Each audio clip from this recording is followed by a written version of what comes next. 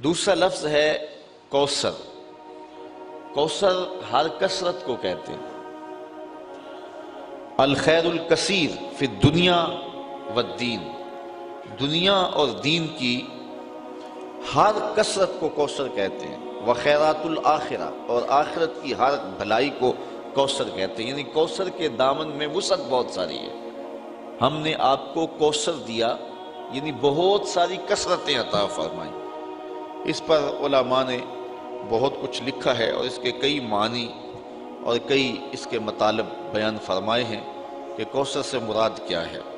مفسرین کی ایک جماعت یہ کہتی ہے کہ کوثر سے مراد ایک نہر ہے جو جنت میں بہتی ہے، وہ محبوب علیہ السلام کو عطا کی گئی۔ تو یہاں محبوب کو کہا کہ محبوب یہ دنیا کیا ہے، آپ کو تو جنت کی نہر عطا کر دی گئی ہے۔ جنت میں کل 4 نہریں ہیں، مائے معین، کوثر، سلسبیل اور تسنیم۔ تو یہ جو کوثر نہر ہے یہ خاص طور پہ اللہ تعالیٰ نے اپنے محبوب کو عطا فرما دی۔ حضرت انس رضی اللہ تعالیٰ عنہ سے روایت ہے، حضور نبی رحمت صلی اللہ علیہ وآلہ وسلم نے ارشاد فرمایا کہ جنت میں ایک نہر ہے جس کا نام کوثر ہے، اس کے جو کنارے ہیں وہ سونے اور چاندی کے ہیں، اور اس کے نیچے جو زمین ہے وہ موتیوں، ہیروں اور جواہرات کی ہے، اور اس کی مٹی کستوری کی ہے۔ اور حضور نے یہ بھی ارشاد فرمایا کہ اس کا جو پانی ہے وہ دودھ سے زیادہ سفید ہے، شہد سے زیادہ میٹھا ہے، اور برف سے زیادہ شفاف اور ٹھنڈا ہے، اور اس میں بختی اونٹوں کی گردنوں کے برابر گردنیں رکھنے والے جانور ہیں جو اس نہر کے اندر جو ہیں وہ تیرتے ہیں۔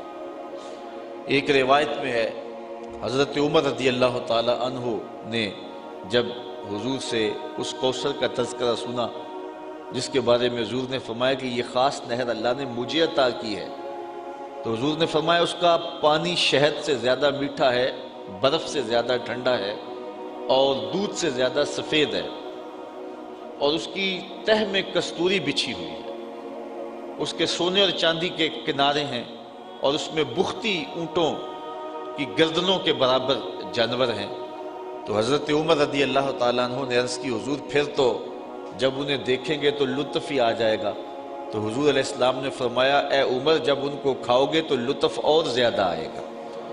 وہ خاص نہر ہے جو کوثر کی اللہ تعالیٰ نے اپنے محبوب کو عطا فرمائی ہے۔ ایک قول یہ ہے، اور دوسرا قول یہ ہے کہ اس سے مراد حوض کوثر ہے جو اللہ تعالیٰ نے اپنے محبوب علیہ السلام کو عطا فرمایا ہے، اور وہ میدان محشر میں ایک بہت بڑا حوض ہوگا جس سے حضور علیہ السلام کے غلام پانی پئیں گے، اور فرمایا کہ اس کے اوپر جو پیالے رکھے ہیں وہ ستاروں کی تعداد کے برابر ہیں۔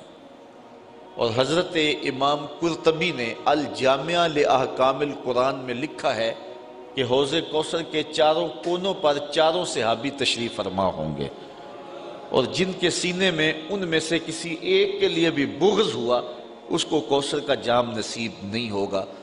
جس کو کوثر کا جام نصیب ہو گیا 50,000 سال کا دن ہے، جس نے ایک جام بھی پی لیا اس کو پورا دن یعنی 50,000 سال پیاس ہی نہیں لگے گی۔ یہ حوض کوثر کے پانی کی صورت ہے جو اللہ تعالیٰ نے حضور کو عطا فرمایا ہوا ہے۔ ہم تو سحری کا کھانا کھائیں تو 10-11 بجے جب دھوپ چمکتی ہے تو جتنا ٹھنڈا اور جتنا میٹھا پانی بھی پیا ہوا ہو تو اس کے بعد گلا خشک ہونے لگتا ہے، لیکن یہ کوثر کے پانی کا خاص جو ہے وہ اثر ہوگا کہ جس نے ایک جام پی لیا 50,000 سال کا دن ہوگا اس کو دوبارہ پیاس نہیں لگے گی، اس کی یہ تاثیر ہوگی۔ تو قول ثانی یہ ہے کہ کوثر سے مراد حوض کوثر ہے۔ ایک قول کہ وہ نہر ہے اور دوسرا ہے کہ حوض کوثر ہے۔ تیسرا قول جس کو مفسرین نے امام فخر الدین رازی نے بیان فرمایا، الکوثر اولادہ، وہ جو قول میں نے پہلے پیش کیا کہ کوثر سے مراد اولاد ہے، کہ انہوں نے اے محبوب آپ کو ابتر ہونے کا طعنہ دیا ہے جتنی کثرت کے ساتھ تیری اولاد ہوگی محبوب کسی کی ہوگی ہی نہیں۔ زمانے کے اوپر جس قدر تیری اولاد کا پھیلاؤ ہوگا اس قدر کسی اور کی اولاد نہیں ہوگی۔ چوتھا قول کوثر سے مراد جو بیان کیا گیا ہے وہ ہے علماء امت ہی، حضور علیہ السلام کی امت کے علماء، یہ کوثر سے مراد ہے۔ اللہ تعالیٰ نے اپنے محبوب علیہ السلام کے پیغام کو جاری رکھنے کے لیے جلیل القدر ہر دور میں علماء دیے جنہوں نے دین کے کام کو آگے بڑھایا۔ پچھلے نبیوں کے کام کو آگے بڑھانے کے لیے ان کے صحابی اور ان کے علماء ایک وقت تک کام کرتے رہے، لیکن اس کے بعد ان کے اندر دنیا داری ایسی آ گئی کہ بس انہوں نے ان کے پیغام کو جو ہے وہ مسخ کر کے رکھ دیا، اور حتیٰ کہ ان کا پیغام اس کو ملیا میٹ کر دیا۔ پھر نئی کتاب کی اور نئے نبی کی ضرورت آئی، تو نئی کتاب آئی اور نیا نبی آیا اور شریعت لے کر کے آیا اور لوگوں کو اس نے پیغام حق دیا۔ لیکن حضور علیہ السلام کی امت میں ایسے ایسے علماء ہوئے ہیں کہ جنہوں نے اتنا زیادہ کام کیا ہے کہ عقل حیران ہو جاتی ہے۔ انہوں نے اس قدر محنت کی ہے اور اس قدر دین کا کام کیا ہے۔ اس طرح بزرگان دین اولیاء امت نے، آپ دیکھ لیں، حضور علیہ السلام ارشاد فرماتے ہیں کہ کل قیامت کے دن بعض نبی آئیں گے تو ان کے ساتھ ایک امتی ہوگا، بعض انبیاء آئیں گے ان کے ساتھ دو دو چار چار امتی ہوں گے، اور بعض اکیلے ہی آ جائیں گے ان کے ساتھ امتی کوئی نہیں ہوگا۔ یعنی ان کو زندگی بھر ان کی بات کو لوگوں نے قبول ہی نہیں کیا۔ حضرت نوح علیہ السلام نے 950 سال تبلیغ کی ہے، لیکن جو امتیوں کی تعداد ہے وہ سینکڑوں میں نہیں ہے، درجنوں میں ہے۔ 950 سال کی تبلیغ کا نتیجہ۔ لیکن حضور علیہ السلام فرماتے ہیں میں قیامت کے دن کثرت امت کی وجہ سے نبیوں میں فخر کروں گا کہ جتنی امت اللہ تعالیٰ نے مجھے عطا کی ہے کسی نبی کی، کسی پیغمبر اور کسی رسول کی اتنی امت نہیں ہے۔ یار ایک معین الدین چشتی اجمیری نے 90 لاکھ کافروں کو کلمہ توحید پڑھایا۔ تو یہ حضور علیہ السلام کی امت کی وسعت دیکھیے۔ اس وقت 1 ارب 40 کروڑ انسان دنیا کے اوپر آباد ہیں جو حضور کا نام لیتے ہیں اور حضور کا کلمہ پڑھتے ہیں۔ 1 ارب 40 کروڑ انسان، ہر چوتھا شخص اس وقت پوری دنیا کے اوپر مسلمان ہے، جبکہ یہ امت کے زوال کا دور ہے۔ اس وقت ہم ہر لحاظ سے جو ہے وہ دبے ہوئے ہیں اور غیروں کے دستے نگر ہیں، لیکن اس کے باوجود ہر چوتھا شخص دنیا کے اوپر جو ہے وہ مسلمان ہے، حضور کا غلام ہے۔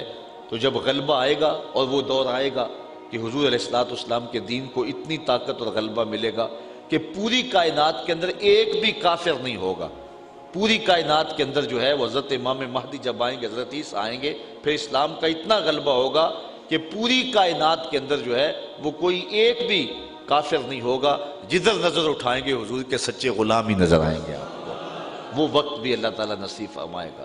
تو 14 صدیوں سے یہ سلسلہ آ رہا ہے اور قیامت تک جاری رہے گا۔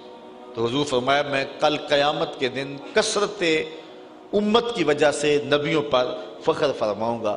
تو اس امت کے علماء نے غزالی اور رازی جیسے لوگ، امام احمد بن حنبل جیسے، امام اعظم ابو حنیفہ جیسے، امام شافعی، امام مالک، امام بخاری، امام مسلم، امام ترمذی جیسے لوگوں نے آ کر کے اس دین کے کام کو آگے بڑھایا۔ تو کوثر سے مراد جو ہے وہ علماء امت ہیں جو حضور علیہ السلام کو عطا کیے گئے۔ اور